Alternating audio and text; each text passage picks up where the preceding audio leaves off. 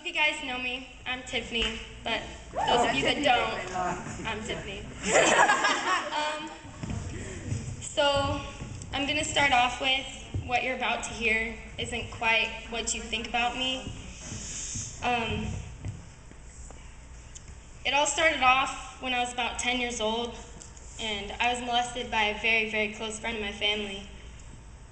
By this time, I was having struggles with my faith in God, and at the point, I just didn't believe in Him anymore. I continued attending church services even after. I decided I didn't need God, but suddenly stopped going.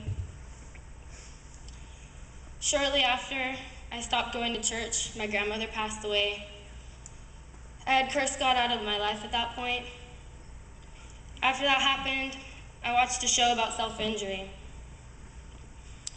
on a Lifetime channel. So immediately after watching it, as a 12-year-old in 6th grade, I began cutting myself. At age 13, I was peer pressured by my so-called friends. Right after junior high, I started to abuse drugs, specifically marijuana, on a daily basis.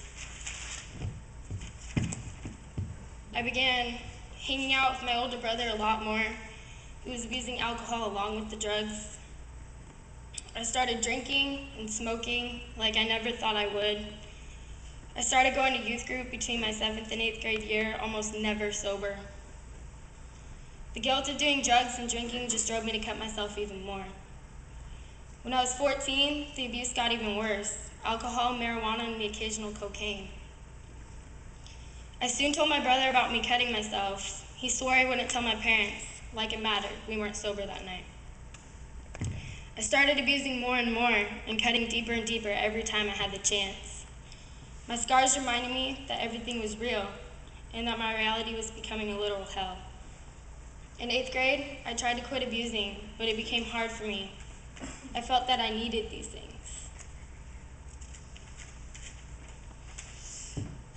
I'd quit for months at a time, but I'd end up going right back to whatever I was doing.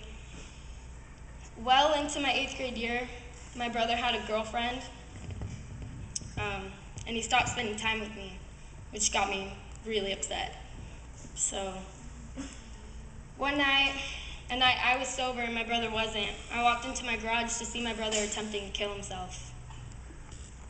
Scared half to death, I talked him out of it and immediately confronted his so-called girlfriend. The next night, my brother was stoned. His girlfriend called and told him that I was planning to fight her, which I was. He confronted me that night and punched me in the face. He was put in juvenile hall that night.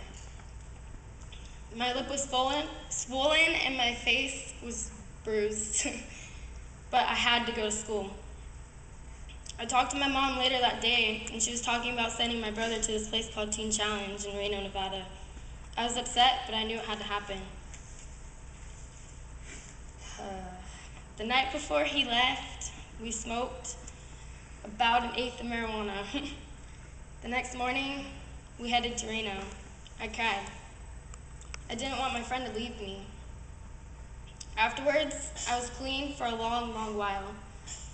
I started high school off well, but was soon invited to parties and pressured to smoke marijuana with numerous people. I did just that. I partied, I drank, and smoked.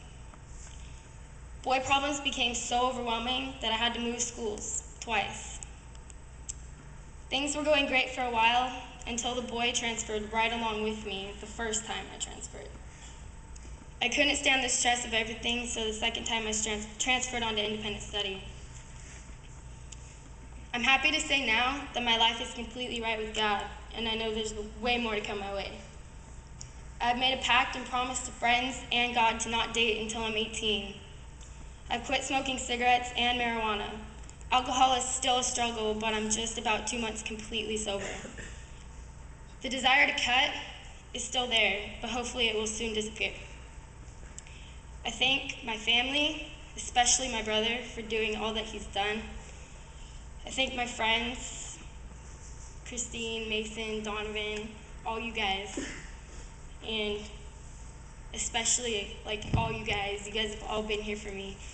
You guys are like my second family, every single one of you. And I love you guys.